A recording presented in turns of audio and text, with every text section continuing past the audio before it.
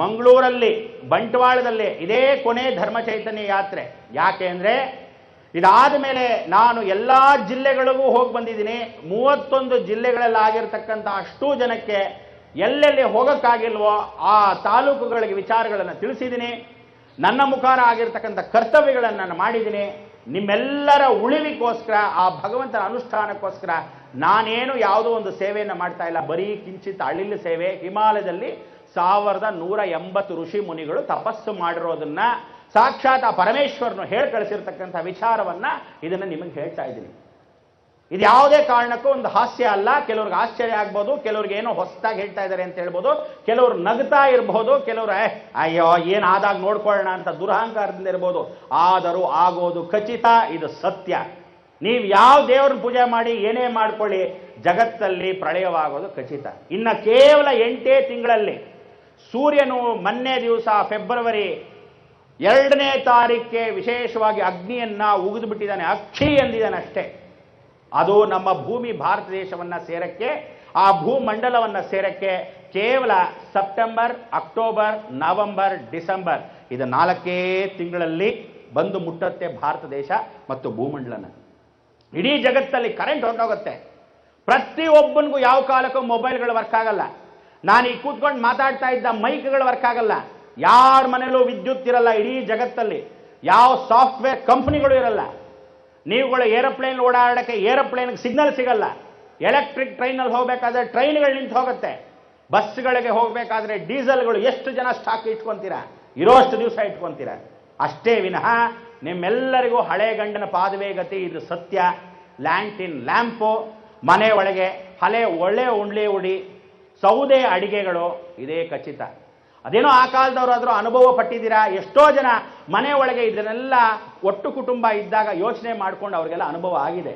ಆದರೆ ಯಾರಿಗೂ ಯಂಗ್ಸ್ಟರ್ಸ್ ಇಲ್ಲಿ ಯಾರಿದ್ದಾರೆ, ಯುವಕರು, ಖಂಡಿತವಾಗ್ಲೂ ನಿಮಗೆ ಆಗಿಲ್ಲ. ಯಾಕೆಂದ್ರೆ ನೀವೆಲ್ಲ ಒಟ್ಟು ಕುಟುಂಬದಲ್ಲಿ ಇಲ್ಲವೇ ಇಲ್ವಲ್ಲ. ಯಾವುದೋ ಅಪಾರ್ಟ್ಮೆಂಟಲ್ಲಿ ಬಿಕಾರಿ ಥರ ಅಸಹ್ಯವಾಗಿ ಒಬ್ಬರೇ ಗಂಡ ಹೆಂಡತಿ, ಅವಳು ಹೆಂಡತಿ ಎಲ್ಲೋ ಕೆಲಸಕ್ಕೆ ಹೋಗ್ತಾಳೆ, ಪಾಪ ಗಂಡ ಎಲ್ಲೋ ಕೆಲಸಕ್ಕೆ ಹೋಗ್ತಾನೆ, ಮಗುನ ಯಾವುದೋ ಆಯಾ ಕೈಯಲ್ಲಿ ಬಿಟ್ಟಿದ್ದಾರೆ. ಇದೆಲ್ಲ ನಿಮ್ಗೊಂದು ಜೀವನನ? ನಿಜವಾಗ್ಲೂ ನೀವು ಅಕಸ್ಮಾತ್ ದೊಡ್ಡವರಿಗೆ ಗೌರವ ಕೊಟ್ಟಿದ್ರೆ, ಒಟ್ಟು ಕುಟುಂಬದಲ್ಲಿ ಇದ್ದಿದ್ರೆ, ಬೆಳಗ್ಗೆ ಜಗಳ ಮಾಡಿದ್ದು ಸಾಯಂಕಾಲ ಸರಿ ಮಾಡ್ಕೊಂಡಿದ್ರೆ, ಆ ಕುಟುಂಬದಲ್ಲಿ ಒಬ್ಬಳು ಚಪಾತಿ ಮಾಡೋಳು, ಇನ್ನೊಬ್ಳು ಏನಾದರೂ ಅಡುಗೆ ಮಾಡೋಳು, ಈ ರೀತಿಯಾಗಿ ಒಟ್ಟು ಕುಟುಂಬದಲ್ಲಿ ಕಷ್ಟವೋ ಸುಖವೋ ಬೆಳಗ್ಗೆ ಜಗಳ ಮಾಡಿಕೊಂಡು ಸಾಯಂಕಾಲ ಸರಿ ಹೋಗ್ತಾ ಇದ್ರಿ.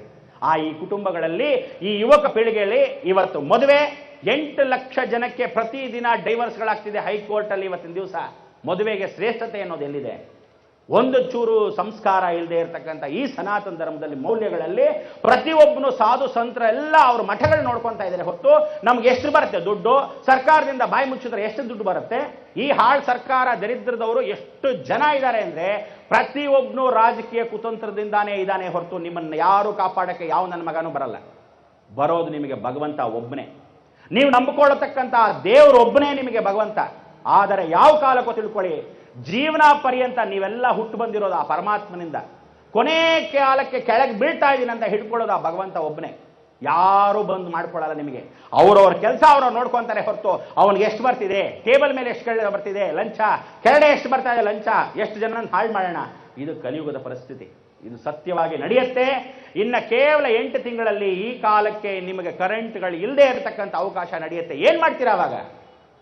ಅದಕ್ಕೋಸ್ಕರ ಇವತ್ತಿಂದಾನೇ ನಾನು ಧರ್ಮ ಜಾಗೃತಿಯನ್ನು ನಿಮಗೆಲ್ಲರಿಗೂ, ಎಲ್ಲ ಜಿಲ್ಲೆಗಳಿಗೂ ನಾನೇ ಸ್ವತಃ ಪಾದಾರ್ಪಣೆಯನ್ನು ಮಾಡಿಕೊಂಡು, ಎಷ್ಟೋ ಜನ ಬರ್ತಾರೆ ಶಾಸ್ತ್ರ ಸಂಪ್ರದಾಯವಾಗಿ ನನ್ನ ಹತ್ರ ಬಂದು ಕೂತ್ಕೊಂಡು ಆರಾಮಾಗಿ ಕಾಲು ಚಾಚ್ಕೊಂಡು ಕೂತ್ಕೊಂಡು ಅವ್ರಿಗೆಲ್ಲ ಹೇಳ್ಕೊಂಡು ನನ್ನ ಪಾಠನ ಇರಬಹುದು. ನನಗೇನು ಗ್ರಾಚಾರ ನಿಮಗೆಲ್ಲರಿಗೂ ಈ ರೀತಿ ಬಂದು ಪ್ರತಿಯೊಂದು ಊರಿಗೂ ಹೋಗಿ ನಾನು ಸ್ವತಃ ಎಲ್ಲ ಧರ್ಮ ಚೈತನ್ಯ ಯಾತ್ರೆಯಲ್ಲಿ ಪ್ರಚಾರವನ್ನು ಮಾಡಿ ನಿಮ್ಮೆಲ್ಲರ ಮುಖಾಂತರವಾಗಿ ಆ ಧರ್ಮ ಜಾಗೃತಿಯನ್ನು ಮಾಡೋಕ್ಕೆ ನನಗೆ ಯಾವ ಗ್ರಾಚಾರ? ಆದರೂ ಜಗನ್ಮಾತೆಯ ತಾಯಿಯಾಗಿರ್ತಕ್ಕಂಥ ಅಂಥ ಒಂದು ಆಜ್ಞೆ ಯಾವತ್ತು ನಾನು ಅವಳ ಕಾಲ ಧೂಳ ಸಮಾನ. ಭಯ ಪಟ್ರೆ, ಶ್ರದ್ಧೆ ಕೊಟ್ರೆ, ಅವಳಿಗೆ ಬಿಟ್ರೆ ಇನ್ಯಾರಿಗೂ ನಾನು ಭಯ ಪಡಬೇಕಾಗಿಲ್ಲ. ಇದು ಸತ್ಯವಾದ ವಾಕ್ಯ. ನಿಮ್ಮೆಲ್ಲರ ವಿಚಾರಪೂರ್ವಕವಾಗಿ ಹೇಳ್ತಾ ಇದ್ದೀನಿ. ಇನ್ನ ಮೇಲೆ ನೀವು ದುರಹಂಕಾರ ಪಡ್ತಾ ಇರೋ ಪ್ರತಿಯೊಬ್ಬ ಮನುಷ್ಯ ನಶಿಸಿ ಹೋಗ್ತಾನೆ. ಸತ್ಯವಾಗಿ ಹೇಳಿದ್ದೀನಿ.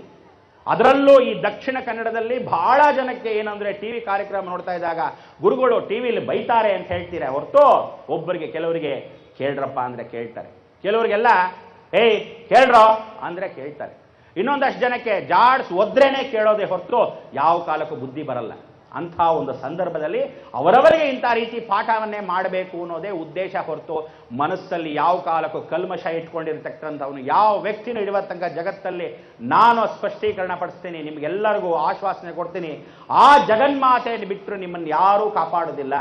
ಇಡೀ ಜಗತ್ತಿನ ಸಂರಕ್ಷಣೆ ಮಾಡತಕ್ಕಂಥ ಪರಮೇಶ್ವರನು ಈ ರೀತಿಯಾಗಿ ಕಾರಣಕರ್ತವಾಗಿ ಪ್ರತಿಯೊಂದನ್ನು ಅವನೇ ಆಟ ಆಡ್ತಾ ಇರತಕ್ಕಂಥ ಲೀಲೆ ಕೃಷ್ಣ ಪರಮಾತ್ಮನ ಮುಖಾಂತರ. ಆ ಕೃಷ್ಣನಿಗೆ ಜ್ಞಾಪಕ ಶಕ್ತಿ ಹೊಟ್ಟೋಗಿದೆ.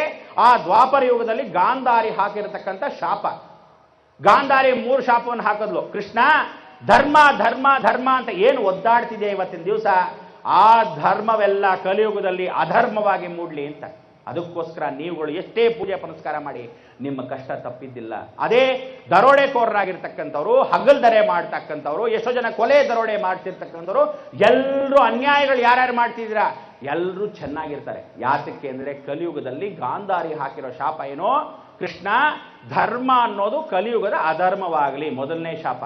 ಎರಡನೇದಾಗಿ ನನ್ನ ಮಕ್ಕಳನ್ನ ನೀನು ಉಳಿಸ್ಬೋದಾಗಿತ್ತು, ನೀನು ಭಗವಂತನಾಗಿರೋ ನಿನಗೆ ಗೊತ್ತಿತ್ತು, ಆದರೂ ನೀನು ಮಾಡಲಿಲ್ಲ, ಅದಕ್ಕೋಸ್ಕರ ನೀನು ನಿರ್ವಂಶಕನಾಗು, ನಿನ್ನ ವಂಶನೇ ಇಲ್ಲದೆ ಹೋಗ್ಲಿ ಅಂತ ಶಾಪ ಹಾಕಿದ್ಲು, ಎರಡನೇ ಶಾಪ. ಕೊನೆಯದಾಗಿ 3ನೇ ಶಾಪ ಹಾಕಿರ್ತಕ್ಕಂಥ ಕೃಷ್ಣ, ನೀನು ಎಷ್ಟು ಜ್ಞಾನವನ್ನು ಪಡೆದಿದ್ಯೋ, ಇಡೀ ಜಗತ್ತಿನ ವಿಶ್ವವನ್ನ ನಿನ್ನಲ್ಲಿ ಸೇರಿದ್ಯೋ, ನಿನ್ನ ಶಕ್ತಿಗಳು ನಶಿಸ್ ಹೋಗ್ಲಿ, ನೀನು ಮರ್ತು ಹೋಗು ಎಲ್ಲವನ್ನ ಅಂತೇಳಿ 3ನೇ ಶಾಪ ಹಾಕೋದು. ಅದಕ್ಕೆ ಇವತ್ತಿನ ದಿವಸ ನಿಮಗೆ ಜ್ಞಾಪಕ ಶಕ್ತಿಯನ್ನು ಕೊಡ್ತೀನಿ. 2012ಕ್ಕೆ ಸಾಕ್ಷಾತ್ ಕೃಷ್ಣ ಪರಮಾತ್ಮನಿಗೆ ಜ್ಞಾಪಕ ಶಕ್ತಿ ಬರುತ್ತೆ. ಕೊನೆಯ ದೇವಾಲಯ ಆಗಿರ್ತಕ್ಕಂಥ ಗಾಂಧಾರಿಯು ಸಾಕ್ಷಾತ್ ಇನ್ಯಾರೂ ಅಲ್ಲ, ಪರಮೇಶ್ವರನ ಪತ್ನಿ ಗೌರಿ ಆಗಿರೋಳು.